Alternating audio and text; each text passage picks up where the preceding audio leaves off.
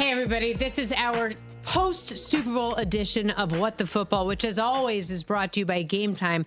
They have been fantastic partners this season. It's the fast and easy way to buy tickets for all the sports, music, comedy, and theater events near you. Game Time's got killer last-minute deals, all-in prices, views from your seat, so that you know exactly what to expect when you arrive. Take the guesswork out of buying tickets with Game Time. Download the app, create an account, use the code WTF for $20 off of your first purchase. Restrictions apply. Visit GameTime.co for terms. Again, create that account, redeem the code WTF for $20 off. Download Game Time today. Last minute tickets, lowest prices guaranteed. Let me tell you people right away why there is a wine bottle on this set. This is the calling, people. Maybe if I tell you, hello, friends, this is the calling, then you'll understand why. Jim Nantz will be joining us for the first chat he has had post-Super Bowl. And we are so delighted that he's going to come on with us and talk about his experiences calling this incredible Super Bowl, his 7th Super Bowl. And this is his wine that he has been cultivating for years and years. And Amy, I have to tell you, Amy rescued me, people. It was a whole to-do today getting down to the set, Rich's home under the weather. I had to take over for Rich Eisen show in the middle of hour 2, which is why I have wet hair for those of you who are actually watching this. Excuse me. Not only did you take over, you took over magnificently. Well, you're kind as always, but here's the best part. I only say what I mean, and I always mean what I say. But here's the best part. So I call Amy, and I'm racing down the 405, and I'm like, oh, I left the calling on the counter. And I know this wine intimately because we're grateful enough to be friends with Jim, and I send this to my brother every year. It's an incredible bottle of wine. And so I realized that I had left it on the counter. Amy, of course, goes into action and finds a bottle on her way in here. So we cracked it open. We are enjoying this. We have a second bottle to go. I think by the time Jim joins us, we might be on bottle number 2. But so that's what's happening here today, guys, on this Super Bowl edition of What the Football. Before we open bottle number 2, shall I share with you one of my nicknames in college? Yes, please. One beer. And it was one beer because all it took was one light beer and Amy was a little tipsy. So this is going to be a fun podcast. No, I'm looking forward to it. And all it took, of course, as my segue would be, is one overtime for us to question Kyle Shanahan's preparation for the Super Bowl. And I was really taken by Kyle Juszczyk's comments after the game, the fullback from the Niners, saying we didn't know the rules of overtime. And yet the flip side of that was, of course, that Andy Reid had gotten his team prepared in the preseason for what could possibly happen in this first of the rule changes applied to this Super Bowl. And let's listen to this soundbite really quick before we move on. You know what? I didn't even realize that the playoff rules were different in overtime, so I assumed you just want the ball because you score a touchdown and win, but I guess that's not the case. So I don't totally know the strategy there. This, of course, from a Harvard guy. If he'd gone to Columbia, he might have known the rules, but I digress. Amy, what were your thoughts? Because I thought to myself when I heard this and I watched that overtime, I thought to myself, number one, why would you possibly want to have possession of the ball to start as a lifelong Patriots fan, knowing how often teams would set up Tom Brady to come back? So why would you possibly want to take possession of the ball first, knowing that Patrick Mahomes now has a target? And if you don't score that touchdown, and you know that if you got that field goal, which they did, and that it's a chance for each team to have the ball again, to score again before sudden death, if there is, of course, a tie. But why would you do that? Well, I'm going to answer that in a minute, but first I'm going to say every time I hear someone went to Harvard, I think of that scene in Legally Blonde where she looks at him and says, like it's hard. I can see 2 reasons why you might wish to take the ball. One, if you believe your defense is winded, if you believe your defense needs just a moment to catch their breath, okay, fair enough. Or if you are doing the analysis that Kyle Shanahan said he did after the game, which is, I wanted to know no matter what, we got it the third time. So if we scored and they tied us, we got the ball again. So I'm not as het up as many are that they took the ball. I see arguments to do it and arguments not to do it. I don't know the condition of the defense at that moment, and that may have factored in. Well, it's funny because Jim Nantz, of course, as I mentioned, will be joining us. And he did say on the broadcast, this defense, the Niners defense, looks gassed. Maybe it was a chance to let them rest up, and that could very well be. Or maybe he just felt confident in his quarterback and in his offense that he wanted to get on the board. One thing I think that I feel very confident about in having watched the Super Bowl, as I mentioned last week on What the Football was, we watched Brock Purdy go out there and manage the game very well. I would like to put an end to this game manager nonsense because I do believe that managing a quarterback, managing a system is an important part of being a quarterback. And he may not have played a perfect game, but he played a pretty damn good one. Both teams played very, very, very good games. And someone said to me very early in my career, and I found it very wise, so if I've shared this before, I think it's important to share it again. So often after a game of magnitude, or any game really, the focus is on who lost and why they lost, as opposed to who won and why they won. We just watched a terrific game with two very good teams, two extraordinary defenses, and I think special teams played a huge part in this game. So I just find it fascinating that the tendency is to focus on why a team lost rather than why the other team won. Okay, so what aspects of special teams? Well, a couple things on special teams. First of all, and this is rather odd, both punters averaged 50.8 yards per punt. First of all, that's an extraordinary number. That's terrific. But that the number was the same, that was kind of karma. Number two, Butker had a 57-yard field goal. Moody had a 55 and a 53-yard field goal. So in punting distance, great. Long distance field goals, some of them were great. I think a very, very significant difference in this game was that mixed extra point. The moment San Francisco missed that extra point, I turned to my husband and said, if this game comes down to a very close score, that is a huge advantage for Kansas City because they're chasing a different number now. So special teams was great when it needed to be, and that mixed extra point loomed large. Suzy, I'll stop talking in one moment after I just say I'm always perplexed that people don't recognize how important special teams is. We focus on offense. We focus on defense. I like to focus on special teams. It can be the difference in a game, says the girl who worked for a team that had Ray Guy. Yeah, no kidding. And also, as I thought about it during the game, and I was watching it with Brockman and a couple other friends at the house, for a while, we were talking about the kicker is going to be the MVP. And then we also thought about Jake Moody and just some of the losses that he had, some of the misses that he had for this kid who's a rookie, and the pressure that the Super Bowl is really coming down to feet for a while. I thought was pretty overwhelming. Great point.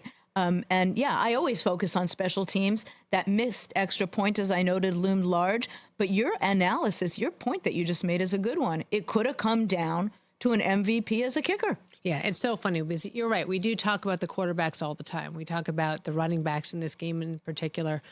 But yeah, it was for a while, we had no idea what was going to happen. You touched upon something earlier when we ran that clip about the players on the 49ers saying they didn't know the rules. That obviously shouldn't be the case, or to state the obvious, that shouldn't be the case. Everyone should know the rules. But I'm less bothered, far, far, far less bothered that players may not have known the rules, because at the end of the day, you take the field, and if your job is to block, if your job is to tackle, if your job is to cover, whether you know the rules or not, you've got to go do that. Do I think they should have known the rules? Absolutely. Do I think that was a huge difference? What I think would have been a just horrific issue is if the coaches and those who were responsible for providing input as to play calls, as to making decisions as to play calls, if they didn't know the rules, and I don't know if they did or didn't, but if the coaches and others who are giving input into decision-making didn't know the rules, that is horrific and inexcusable. Okay, you mentioned play calls. I thought the other moment of the game that was incredible to watch was the one in which Andy Reid was on the sidelines and Travis Kelce came over and bumped him. And basically, we know now that he said, put me in, I can score. And this is after the Isaiah Pacheco fumble, right? But how often have you seen a player get into a coach's face to that degree? And I say that again being a lifelong Patriots fan and having seen Tom Brady storming up and down the sideline, screaming at players. But this time, it's Travis Kelce screaming at Andy Reid. I had absolutely no problem with that whatsoever for many reasons. I've shared this before with you. I'm going to share it again. This is a game played with passion and played with emotion, and fans want players on their teams to play with passion and emotion. You can't turn that off on a moment's notice. I had no problem with what Kelsey did. Clearly, Andy's comments after the game reflect that he had no problem with what Kelsey did. I loved it, in fact. He wanted to contribute. He wanted to win. I have zero problem with that. You asked me how often I saw that. I saw that sort of thing a lot. Not with the bump, but with coaches and players yelling on the sideline. The difference was they weren't captured on television for, 200 million people to see. But I saw that sort of passion on the sideline. I was passionate like that, and I wasn't a player, but I went crazy passionate during games. And for those of you who missed it, obviously, Andy Reid, after the game, did say that he got taken off guard because he has a new artificial hip. And I don't think that he didn't feel it at all that Travis Kelce meant to bump him, but that he just got caught off balance, which could have been the case. And Travis Kelce did say that he owes his entire career to Andy Reid. And it's clear by the relationship that these two have that Andy Reid is, he's built this offense around having this incredible tight end. And again, everyone is talking about, so we'll find a way to differentiate, trying to talk about Brady and Mahomes as the GOAT. But I look at the tight ends and I just think of Gronkowski. And I think that as we talk about Travis Kelce being the same age as Rob Gronkowski and having these two offenses have this relationship with these tight end quarterback, this tandem, and you can't help just wonder. It's so funny. I covered three-peats with the NBA, with the Lakers, with 2 3-peats. And this hasn't happened before in football. You have to wonder if Kelce resists the siren song of maybe going to TV. Obviously, his brother is already retired. He said he's back. He said he's back. I know. You're right. You're right. It can change. You're right. And of course, Jason Kelce hasn't officially retired. But you have to wonder if we are looking at possibly the first three-peat in NFL history. And we don't know. And you're absolutely right. People can say, I'm coming back, and they may change their mind. People can say, I'm not coming back, and they can change their mind. So you're absolutely right in that regard. Most people focus on MVP on the offensive side of the ball. We just saw 2 magnificent defensive plays, and I love a defensive struggle. We saw the most viewed television program in history. 3.4. That's how I have to count. Like 123.4 million people, up 10%, up 10 million people. I don't really give a rat's ass whether it was the Taylor Swift effect or not. Whatever it was amazing. And I'm going to tell you this too. What I loved about it was both of my sons wanted to watch it because I had one kid wanting to watch the Taylor Swift cutaways and one kid who just wanted to watch football. Whatever it was spectacular. And we are so lucky to have Jim Nantz in his first appearance post-Super Bowl joining us right here on What the Football momentarily. I'm thrilled, and, we'll be drinking his wine while he joins us. Yeah, because really, guys, the calling is spectacular, and Jim Nantz is spectacular, so it is what we would say is the perfect combination. Before we do that, I want to tell you about Game Time yet again, because they have been an incredible sponsor, an incredible partner in this first year of What the Football. It's a pain in the ass to buy tickets for your family, especially my family, because we go to so many different things. So I go to the app because it makes my life simple, and nothing's simple in my life. It's easy to navigate. I can see exactly where my seats are going to be. And with little kids, you want to know if there's going to be a wall in front of you or not. They let you know up front right how much it's going to cost. And with a house full of kids with different tastes, I need to be able to find tickets that satisfies everybody's appetites. I love that they've got deals on tickets right until the start of the event, because I am always late because I got too many kids. Even after an hour, I can buy tickets. It's the best place to find last-minute seats, and the Game Time guarantee means you will always get the best price. If you find tickets in the same section in row for less, Game Time will credit you 110% of the difference. Take the guesswork out of buying tickets with Game Time. Download the app, create an account, use our code WTF, that's What the Football, WTF, for $20 off of your first purchase. Restrictions apply. Visit GameTime.co for terms. Again, create an account, redeem the code WTF for $20 off. Download Game Time today. Last minute tickets, lowest price guaranteed. Jim Nantz is next. DraftKings Casino is bringing you only the best classics like blackjack, roulette, and slots, plus exclusive games you are not going to find anywhere else. Download the DraftKings Casino app now and use the code SUZY, that's S-U-Z-Y. New players get an instant deposit match up to $100 in casino credits when you deposit $5 or more. That is code SUZY, S-U-Z-Y. Only on DraftKings Casino. The crown is yours. You've got to be 21 plus and physically present in Connecticut, Michigan, New Jersey, Pennsylvania, West Virginia only. Void in Ontario. Gambling problem? Call 1-800-GAMBLER or visit www.1800gambler.net. In Connecticut, help is available for problem gambling. Call 888-789-7777. or visit ccpg.org. One per new customer must opt in and make a minimum $5 deposit within 7 days, 168 hours of registering your new account. Maximum match $100 in casino credits, which require one-time playthrough within 7 days, 168 hours.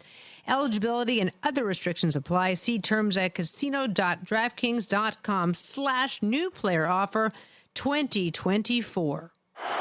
First and goal. Mahomes flings it. It's there! Hardman! Jackpot! Kansas City! And the great Jim Nantz, as promised, joins us now. I am so delighted that you were here. Amy is as well. So thank you so much for taking the time. 2 days removed from the most watched program in television history. What are your takeaways right away as you look back on this incredible game? Just feel so fortunate to have been in the arena. Actually, I feel like even though I'm physically in Nashville, Tennessee right now, I'm mentally I'm still in Las Vegas inside the stadium. It's kind of hard to let go of all those good feelings of having such an epic game, the longest Super Bowl game. I mean, it's just you prepare for it for months, if not years, and then to have the game that you can only hope for. It's very gratifying. Jackpot. Did you know what you would say? I'm always fascinated when people like you just nail it. I was trying to think of something as they were going down the field. I just had this sense that they were going to score a touchdown after San Francisco kept the football for a half a quarter, basically, in the overtime and ended up with a field goal. I could just feel the Mahomes magic on the way.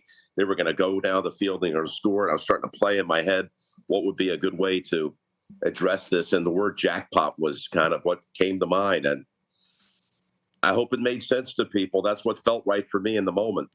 It was spectacular. I have to wonder, Jim, what did you see when you saw Shanahan saying that he was taking the ball, and you were so smart, you said, that defense looks gassed. What were your thoughts, and what did you see?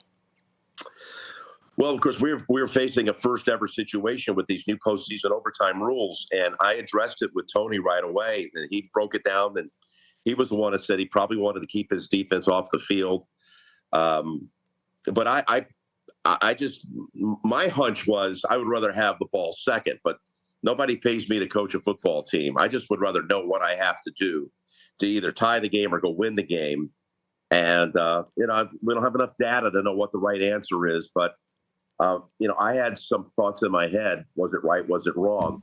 And I'm not sure we actually know the answer. I think if San Francisco had just made another play down there inside the 10-yard line, it could have been a different result. Plus, there was the fourth and inches play where if they stopped, they had one stop to make early in that drive that would have won the game on a defensive tackle, on a defensive play. But I don't know. It was a lot of thoughts circling in your head. It feels like it's in slow motion, to be honest. You've done so many games. You have the reps, and you're just kind of lost in that bubble, and it's a great feeling. Jim, I don't know that you could see me as you were talking, but as you were, I was smiling ear to ear because you are absolutely positively right. None of us had all the data that went into making that decision. Now, that doesn't stop people from suggesting what the decision should have been or whether it was right or wrong. But I thought the analysis that you and Tony offered was spot on. We don't know what was being considered with respect to resting the defense. But I guess that's the fun of what everybody does. We get to speculate. I will note and underscore that which Suzy did, that after you just delivered a magnificent broadcast to more people than have ever watched anything anywhere in the entire galaxy, you have joined us today. And to thank you and celebrate that, but you can't really celebrate with us because you're not here. This is a bottle of your wine that I picked up on the way in. So please provide us more scintillating analysis while Suzy and I have a glass. Well, thank you. The brand is called The Calling. I own the brand with my friend Peter Deutsch. We own half of it each. It's a great partnership. We've been out there in the market since 2012. We're in over 5,000 restaurants nationally, and it's growing. In fact, this year we're expanding our red blends into Paso Robles. So it's a very exciting thing. In fact, it just started here in the last week, distribution nationally, which is going to be another 25,000 cases into our production, and very excited. It's won a lot of awards. We've had over 70, 90 plus point rated wines. We've been Wine Spectator Wine of the Year on their top 100 list.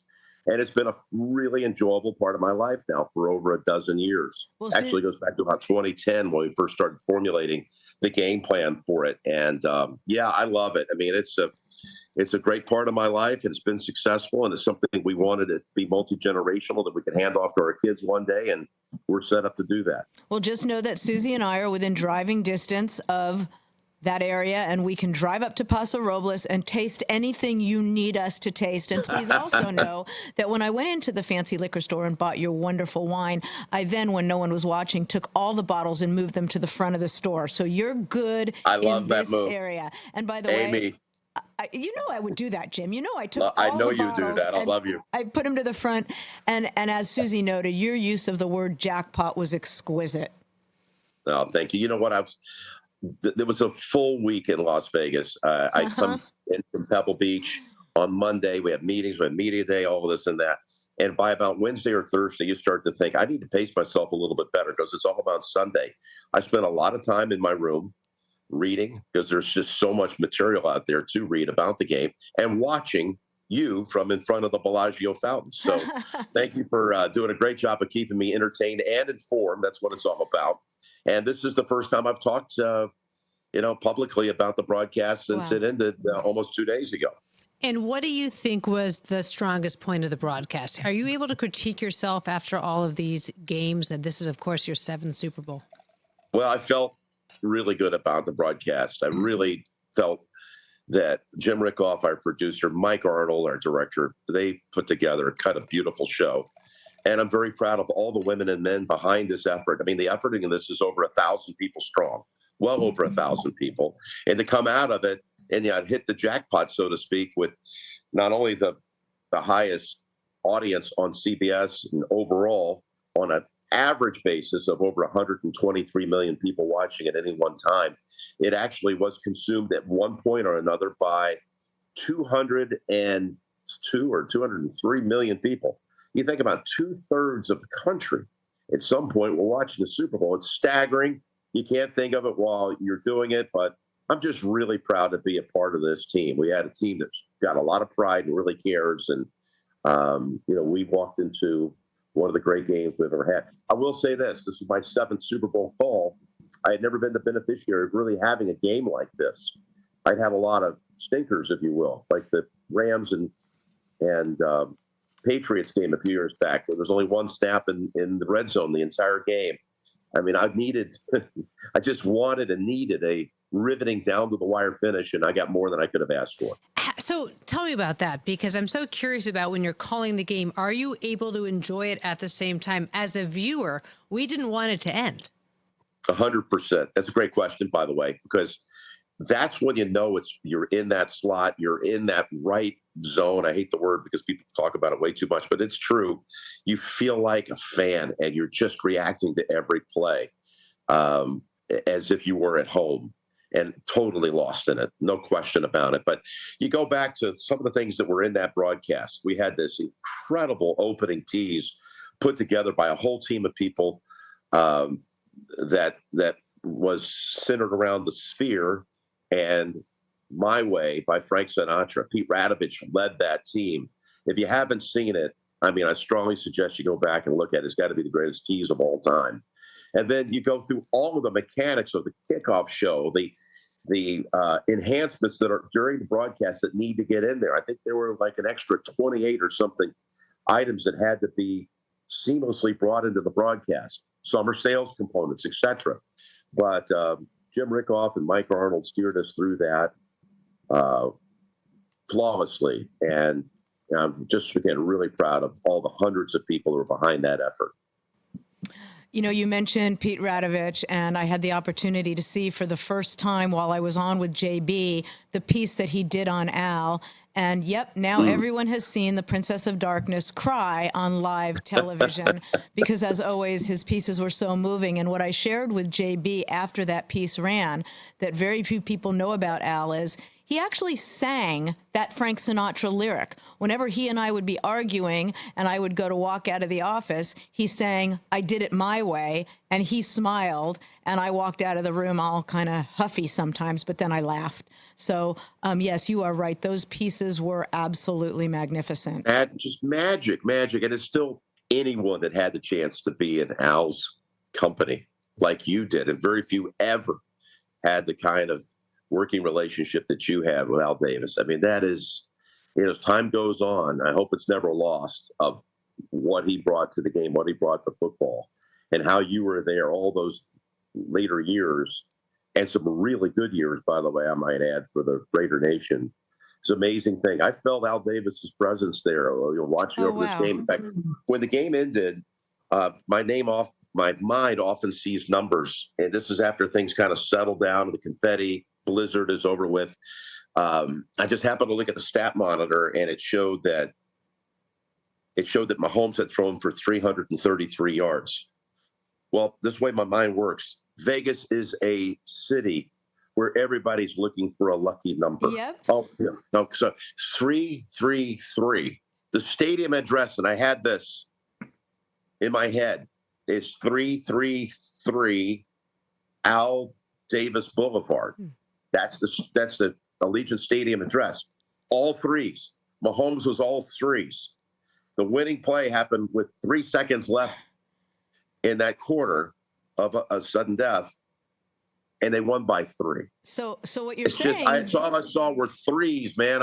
If I would have thought about it, I would have gone by a roulette board and played 3, but I didn't.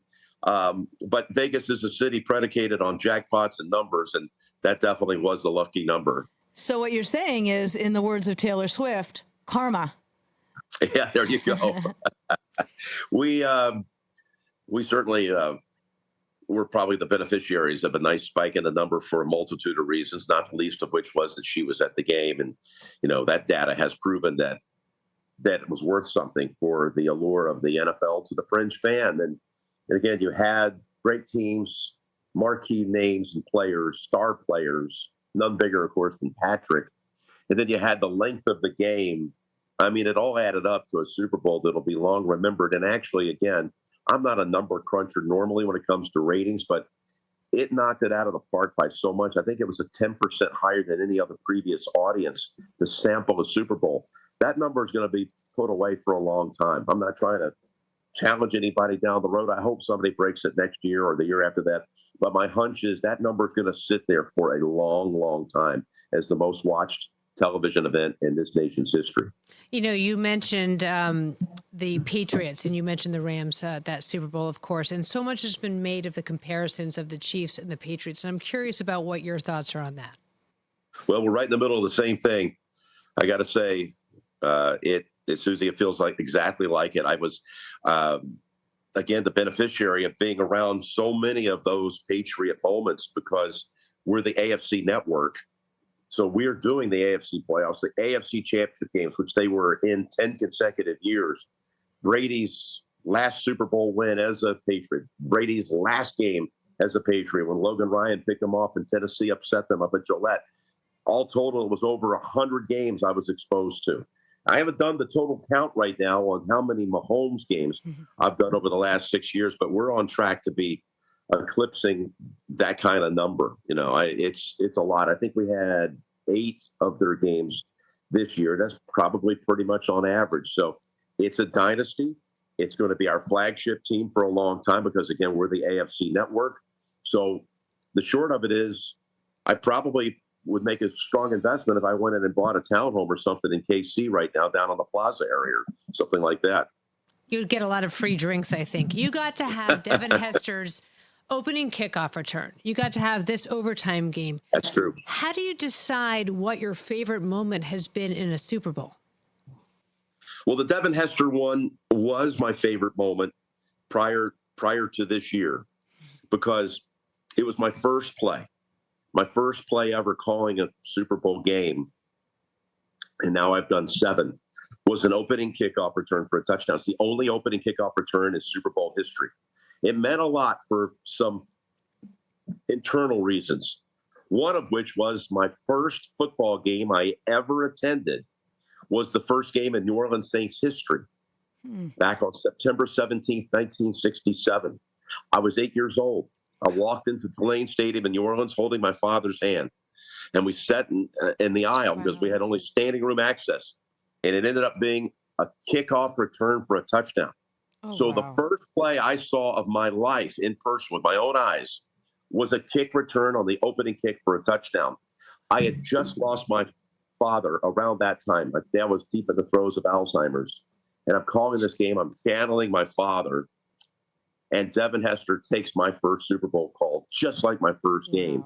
The distance at the start. And to bring it full circle in some ways, I've been blessed to have children later in life, including an 8-year-old son.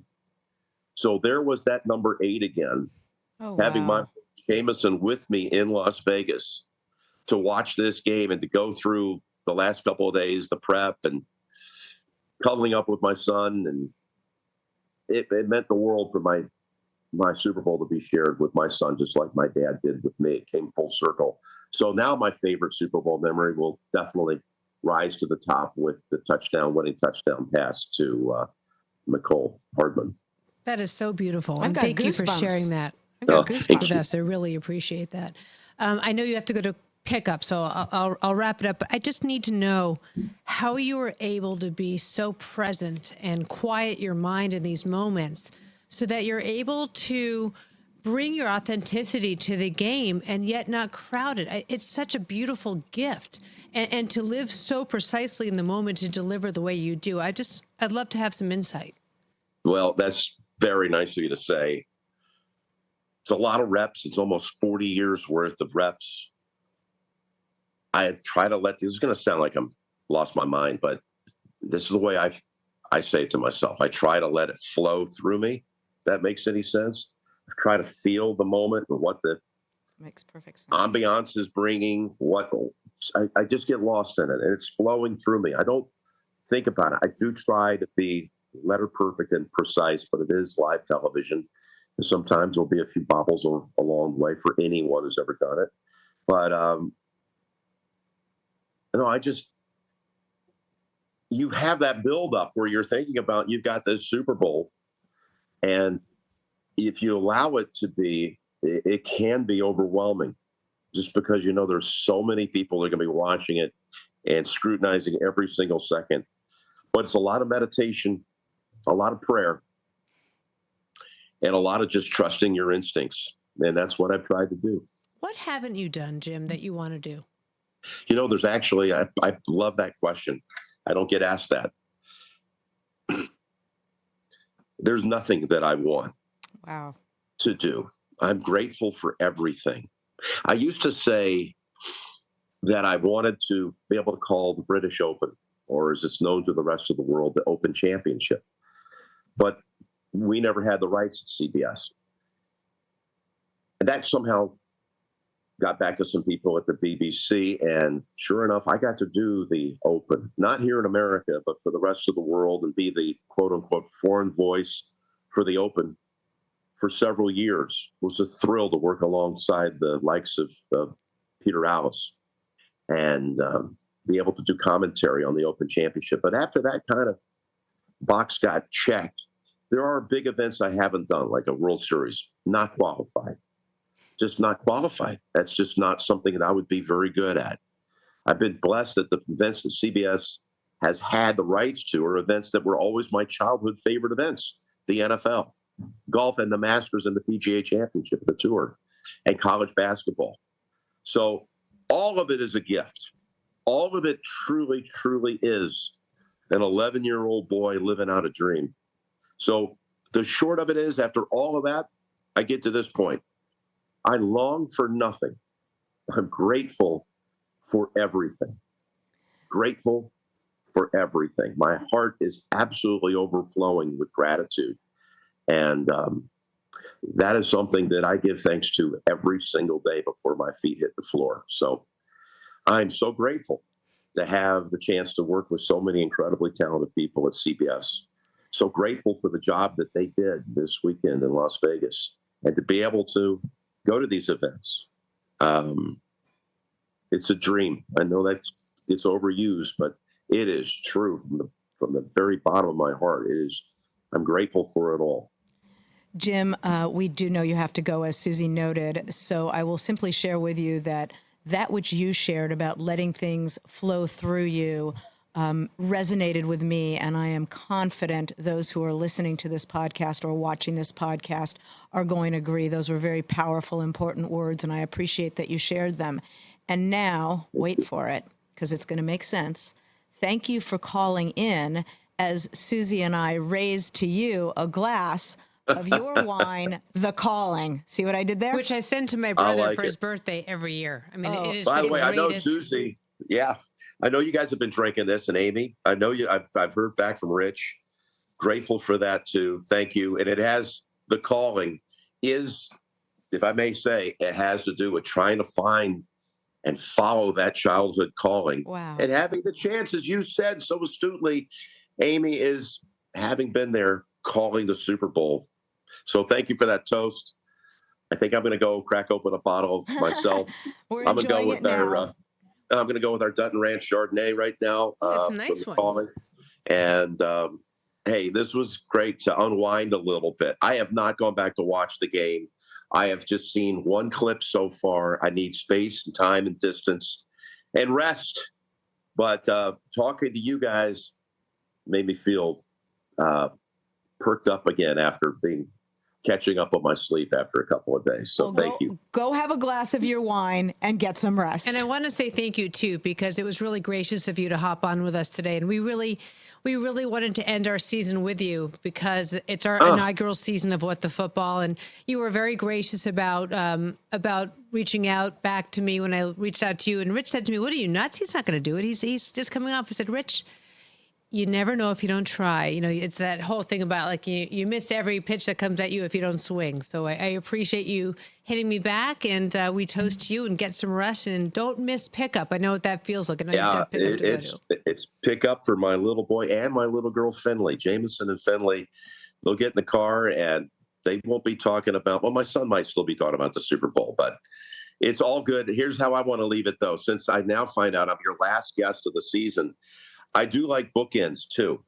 So I think we need to do this as the inaugural show for this fall. Write it down, everyone. If you'll have me. Consider it booked, Jim. That's done. Consider it done. In. We love you. I'm in. Thank you. Goodbye, Thank friend. you both. We appreciate it so very great. much. What a gentleman. What an incredible, abject gentleman. It is such a pleasure to have him. Amy, a toast to you. And to you, and to nice job. All of our work together and the fun we've had. Yeah, it's been great. We really appreciate each and every one of you who have joined us this week, every week as we've put together our inaugural season of What the Football. And we want to thank everyone behind the scenes as well, because it takes a nice army of staffers back, here to bring you this podcast week after week. And we appreciate your support. We already are booked for next year. Wow. Guest one is already Jim planned. Nantz saying I'll be on as your first guest. Doesn't get any better than that, does it? No, it's awesome. But we're going to keep going through the off season, because I think the two of us would miss each other getting together. And, the truth of the matter is that the football season never ends. It never ends, and the league owns the year. Look, the Super Bowl was Sunday. Monday morning on the radio, people are asking me, Aim, who do you predict will be in the Super Bowl next year? I'm like, dude, we just played the game yesterday. Can we take a breath? And yes, I actually said dude because I grew up near the beach, like me and Spicoli. But, we're already talking about, I'm being asked about who's going to be in next year's game. And then someone asked me who I think will be the MVP of next year's Super Bowl. I dropped another dude and said, let's just chill for a minute. Well, we may not be here every week, but we will be here on a routine basis, bringing to you our ideas. I definitely have some thoughts ahead of the combine coming up, obviously with the draft looming ahead, but we look forward to being with you this offseason, because the offseason is still the exciting season as we build up. And I can't wait to have Jim Nantz back in the seat with us. And I encourage you all out there to go out there, pick up a bottle of The Calling. And I want to say thank you to all of you who have been incredibly supportive. So, Aim? Well, you stated that beautifully. You thanked everyone. I can't add to that except to thank you for inviting me to join you for this. It's been a learning experience for me. I have a lot of room to improve, and you do what the best people do. You help others to be better than they otherwise would be. So thank you. Thanks, babe. Really appreciate it. We will see you all on the next edition of What the Football. Take care.